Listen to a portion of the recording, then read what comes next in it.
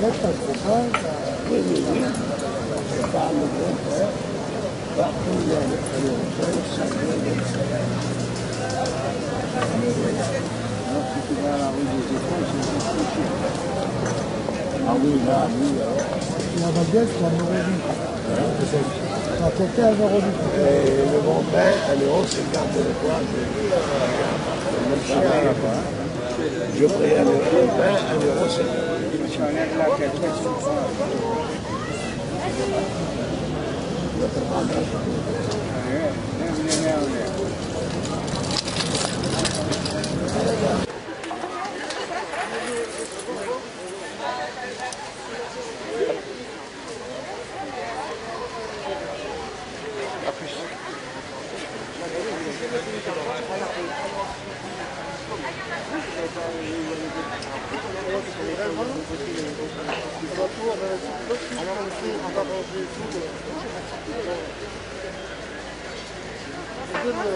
Ah bon voilà, alors là ils sont partis hier, donc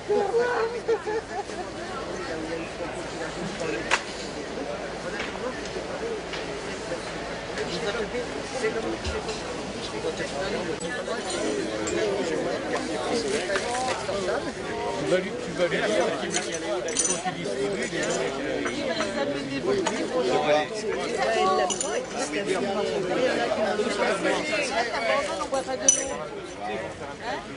Ah, les moutons de Panus.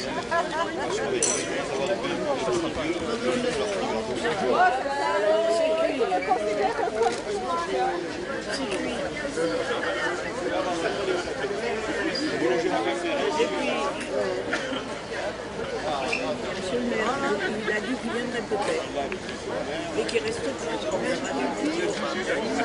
Mais dis, Allez, écoute, je passerai. si tu savais le maire et monsieur le curé, je viens d'y aller à l'église pour lui. Je dis mais n'importe comment, je vais à la réunion de monsieur Biala, je passerai à l'église. Il était après écrire. Je dis monsieur, je vais vous voir parce que monsieur Biala a fait une pétition. Est-ce que vous envoyez des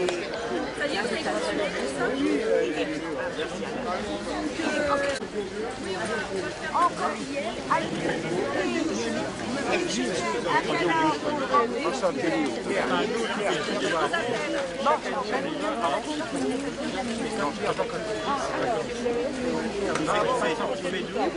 Monsieur le député, monsieur Jean-Sébastien Vialat, député donc de la 7e circonscription, vous nous avez invités aujourd'hui autour d'un café au bistrot du Port. Je vais reprendre les mots d'un autre journaliste qui, à l'approche des législatives, pose cette question aux différents candidats. Dans quel état d'esprit êtes-vous? Moi, je suis parfaitement serein. De toute façon, parce que les Français ont le dernier mot. Ils choisissent le candidat de leur choix et le monde ne s'arrête pas de tourner. Après, il tourne plus ou moins bien.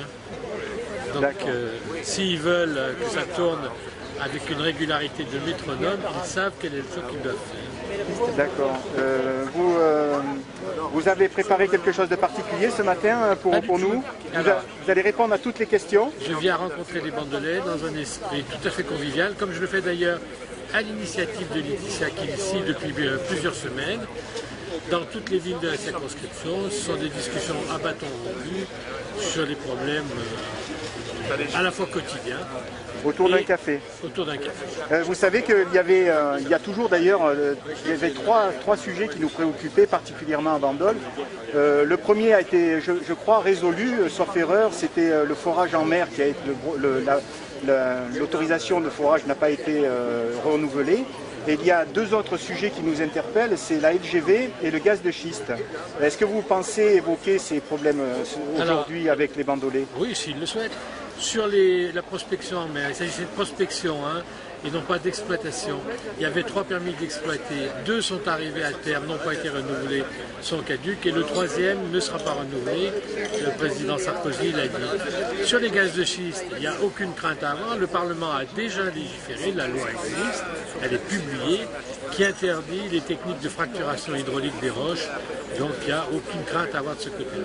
Et sur la LGV, alors je sais bien que les périodes préélectorales sont propices à agiter les peurs et les craintes. RFF et le préfet de région ont clairement annoncé que le tracé qui passait dans le Bandolais était abandonné. Alors, ça ne veut pas dire qu'on renonce à une ligne de LGV pour aller à Nice. Nice est enclavée, il faut désenclaver Nice, c'est le premier point. Une ligne de LGV, c'est beaucoup de développement économique.